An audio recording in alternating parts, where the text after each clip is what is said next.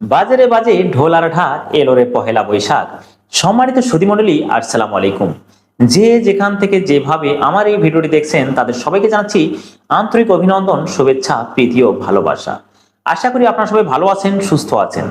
ভালো থাকেন, সুস্থ থাকেন এই কামনাই করি। আপনারা হয়তো অনেকেই জানেন আমার উপস্থাপক বিজয় নামের একটা ইউটিউব চ্যানেল রয়েছে, যেখানে আমি উপস্থাপনা বিষয়ক বিভিন্ন প্রকার বিভিন্নভাবে টিউটোরিয়াল করে থাকি, যেটা আপনাদের জন্য খুব বেশি উপকারী হয়ে থাকে, যেটা আপনাদের কমেন্টের মাধ্যমে আমি বুঝতে পারি। তবে আজও তার ব্যতিক্রম নয়। আজ আমি আপনাদের সামনে তুলে ধরার চেষ্টা করছি পহেলা বৈশাখের অনুষ্ঠানে আপনি কিভাবে ছন্দে ছন্দে উপস্থাপনা করে দর্শকের মন আকৃষ্ট করবেন। তবে আমি একটা অনুরোধ করব, দয়া করে আপনারা ভিডিওটি প্রথম থেকে শেষ পর্যন্ত খুবই মনোযোগ সহকারে দেখবেন, কোনো প্রকার না টেনে। যদি আপনি ভিডিওটি প্রথম থেকে শেষ পর্যন্ত মনোযোগ সহকারে দেখেন এবং বোঝার চেষ্টা করেন, তাহলে আপনি খুব সহজে পহেলা বৈশাখের অনুষ্ঠানে সুন্দরভাবে উপস্থাপনার মাধ্যমে দর্শকের মন আকৃষ্ট করতে পারবেন তথা নিজের জনপ্রিয়তা লাভ করতে পারবেন। আর যদি কোনোভাবে কোনো ওয়েতে আপনি ভিডিওটি স্কিপ করে দেখেন, সেই ব্যাপারে আমি সঠিক সিদ্ধান্ত দিতে পারছি না বা গ্যারান্টি দিতে পারছি না যে আপনি কতটুকু শিখতে পারবেন, জানতে পারবেন এবং তুলে ধরতে পারবেন। প্রয়োজনে আপনি ভিডিওটি মনোযোগ সহকারে দেখার পরে যদি বুঝতে সমস্যা হয়, আমার বিশ্বাস সমস্যা হবে না, যদিও তারপর সমস্যা মনে করেন, তাহলে অবশ্যই ভিডিওটি ডাউনলোড করে ছন্দগুলো খাতায় লিখে গ্লাসের সামনে গিয়ে প্র্যাকটিস করার চেষ্টা করুন। এরপর আপনি মঞ্চে গিয়ে অ্যাপ্লাই করুন, অবশ্যই আপনি ভালো করতে পারবেন, এটা আমি আপনাকে গ্যারান্টি দিতে পারি। তবে কোনো ওয়েতেই মঞ্চে গিয়ে স্ক্রিপ্ট দেখে দেখে বা খাতায় লিখে নিয়ে বলার চেষ্টা করবেন না। এতে আপনার বলতে যেমন দ্বিধাদ্বন্দ্ব হবে, কষ্ট হবে, তেমনি আপনার এক্সপ্রেশন দিতেও সমস্যা হবে। আর অডিয়েন্স আপনাকে ব্যতিক্রমভাবে আনপ্রফেশনাল হিসেবে ভেবে নিতে পারেন। সো বি কেয়ারফুল এই ব্যাপারে। অবশ্যই আপনারা চেষ্টা করবেন ছন্দগুলো খাতায় লিখে বাসায় প্র্যাকটিস করবেন, অবশ্যই গ্লাসের সামনে প্র্যাকটিস করার পর যখন আপনি দেখবেন যে পরিপূর্ণ আপনি ভালো করতে পারছেন, এক্সপ্রেশন ঠিক আছে, সব ঠিক আছে, তখন আপনি মঞ্চে এগুলো অ্যাপ্লাই করার চেষ্টা করবেন। এতে হয়তো বা আপনি খুব সহজে দর্শকের মনে আকৃষ্ট করতে পারবেন। এটা আমার একেবারেই কনফিডেন্স একবার হাই লেভেলের। তো আর সেই সাথে একটা রিকোয়েস্ট করবো আপনাদের, যারা এখনো আমার চ্যানেলটি সাবস্ক্রাইব করেনি, দয়া করে চ্যানেলটি সাবস্ক্রাইব করবেন। আর ভালো লাগলে অবশ্যই লাইক করবেন, কমেন্ট করবেন এবং খুব বেশি ভালো লাগলে শেয়ারের মাধ্যমে সবার কাছে পৌঁছে দিবেন, যাতে সবাই ভিডিওটি দেখে এবং কিছুটা হলেও উপকৃত হতে পারে। তো আর বেশি কথা নয়, চলুন ভিডিওটি শুরু করা যাক। আপনি প্রথমে এই ছন্দটি ব্যবহার করতে পারেন। পান্তা ইলিশ ভর্তা ভাজি বাঙালির প্রাণ, নতুন বছরে গাইব সবাই বৈশাখের ওই গান।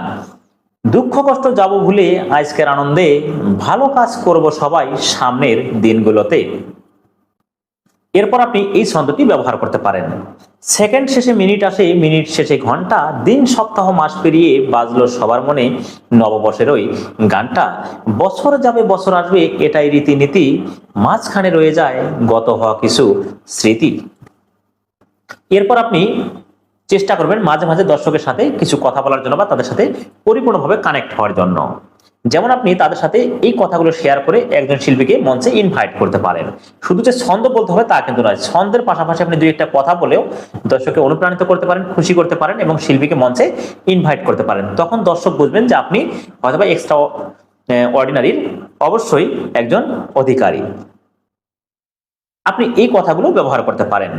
যে আমরা মূলত জানি যে পহেলা বৈশাখের অনুষ্ঠানে মূলত এই গানগুলোই সবচেয়ে বেশি হয়ে থাকে। যেমন এসো হে বৈশাখ এসো এসো, বাজে রে বাজে ঢোলার ঢাক, এলো রে পহেলা বৈশাখ। এসব কথা থাক, এবার একটি চমৎকার পহেলা বৈশাখ সংক্রান্ত গান শোনা যাক। এগুলো বলে আপনি শিল্পীকে মঞ্চে ইনভাইট করতে পারেন। এটাও একটা শিল্পীর জন্য বা উপস্থাপকের জন্য আর্ট বলতে পারেন।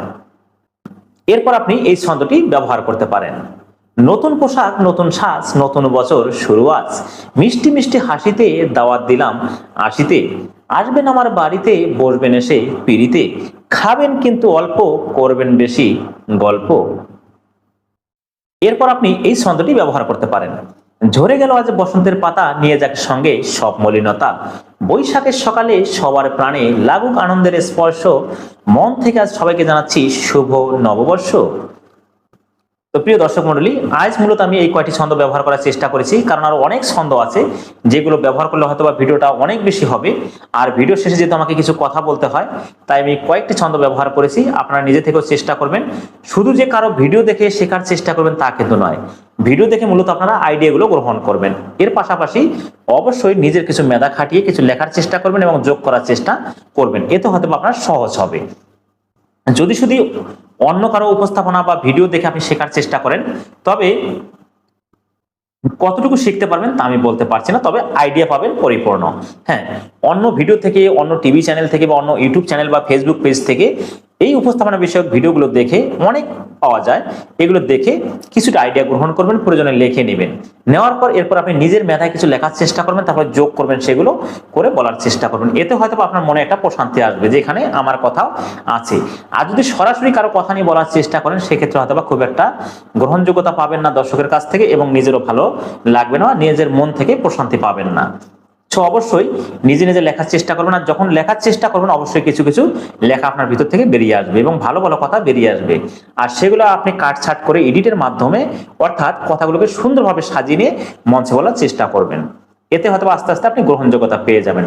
তবে একদিনেই যে স্টেজে খুব বেশি গ্রহণযোগ্যতা পাবেন তা কিন্তু নয়।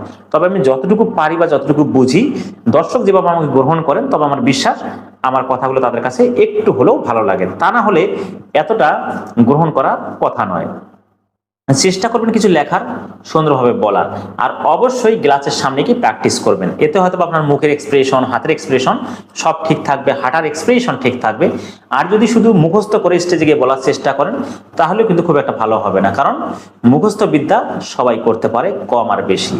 আর মুখস্থ বিদ্যাতে আপনি যে সরাসরি ভালো করতে পারবেন, এই ব্যাপারটা হয়তো ভুল ধারণা। কারণ আপনি মুখস্থর পাশাপাশি সেটাকে কিভাবে বলবেন, কোন অ্যাঙ্গেলে বলবেন, কখন বলবেন, কোন শিল্পীর সাথে বলবেন, কোন নামের সাথে বলবেন, সেটা কিন্তু আপনাকে অবশ্যই গেস করতে হবে বা ধারণা করতে হবে এবং বুঝে নিতে হবে, ইভেন ম্যাচিং করতে হবে। যদি আপনি শিল্পীর নামের সাথে সুন্দরভাবে ম্যাচিং করে বা সময়ের সাথে, তালের সাথে ম্যাচিং করে ছন্দ বলতে না পারেন, সেক্ষেত্রে কিন্তু ভালো একটা ফলাফল আসবে না। আপনি যদি শুধু ছন্দগুলো মুখস্থ করে যে কোনো শিল্পীর সাথে যে কোনোটাই মিলিয়ে দেন, তাহলে কিন্তু ভালো হবে না। শিল্পীর নামের সাথে, শিল্পীর কোয়ালিটির সাথে অবশ্যই ছন্দগুলো মিলাতে হবে। আর একটা কথা, জনপ্রিয়তা লাভ করার একটা সহজ উপায়, যখন আপনি বড় বড় স্টেজে উপস্থাপনা করবেন, চেষ্টা করবেন যে সমস্ত শিল্পীরা আসবেন তাদের ডিটেলস সংগ্রহ করার। অবশ্যই আগের রাত্রেই তাদের সম্পর্কে ভালো করে জেনে নেবেন। যদি কোনো টিভি চ্যানেলের শিল্পী থাকে, তার বায়োডাটা সম্পর্কে জেনে নেবেন। এতে হয়তো বলতে আপনার সুবিধা হবে। যখন আপনি তার জীবন বৃত্তান্ত সম্পর্কে টুকটাক তুলে ধরতে পারবেন, কোন চ্যানেল থেকে বেরিয়ে এসেছেন, কোন অডিশন থেকে আসছেন, কোন প্রোগ্রাম থেকে আসছেন, তখন ওই শিল্পীটা আপনার প্রতি খুব বেশি প্লিজড হবেন, বলবেন বা ভাববেন যে ইনি ভালো মানের একজন অবশ্য উপস্থাপক এবং প্রফেশনাল একজন উপস্থাপক।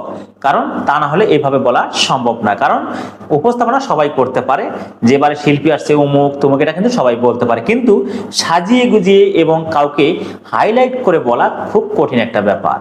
যখন আপনি কাউকে হাইলাইটস করে কোনো কিছু বলতে পারবেন, তখন দেখবেন আপনি ওই ব্যক্তিটার কাছে খুব বেশি জনপ্রিয়। এবং যে কোনো প্রোগ্রামে ওই শিল্পী যদি অ্যাটেন্ড করে, অবশ্যই সেখানে উপস্থাপকের দরকার হলে আপনাকে আগে নক করবেন বা জানানোর চেষ্টা করবেন যে এখানে আপনি আসেন, একটা অনুষ্ঠান আছে। আর যদি আপনি ভালোভাবে শিল্পীকে প্রেজেন্ট করতে না পারেন, তুলে ধরতে না পারেন, সেক্ষেত্রে এটা কখনোই আশা করা যাবে না। শুধু পহেলা বৈশাখের অনুষ্ঠানের কথা আমি বলছি না, যে কোনো অনুষ্ঠানে আপনি উপস্থাপনা করতে গেলে আপনাকে একটা অবশ্যই লিখিত স্ক্রিপ্ট থাকতে হবে আপনার হাতের মধ্যে, বা একটা কার্ড থাকতে হবে অনুষ্ঠানের, সংগ্রহ করে আপনাকে সেটা নিতে হবে এবং সুন্দরভাবে সাজিয়ে নিতে হবে। কখন কোন শিল্পীকে আপনি কোন পজিশনে গান গাওয়াবেন, কখন নাচাবেন এবং কখন কৌতুক পরিবেশন করাবেন। আর সেটা যদি আপনি সিরিয়াল করে না নিতে পারেন, তাহলে আমি মনে করবো যে আপনি সেখানে অবশ্যই ব্যর্থ। আর সেটা আপনাকে সাজিয়ে নিতে হবে এবং আমি সেটা করার চেষ্টা করি, অবশ্যই আপনারাও করবেন। আশা করি আপনারা বুঝতে পেরেছেন। সবাই ভালো থাকবেন, সুস্থ থাকবেন। আর বেশি কথা নয়, আবারও নতুন কোনো ভিডিওতে দেখা হবে। আল্লাহ হাফেজ।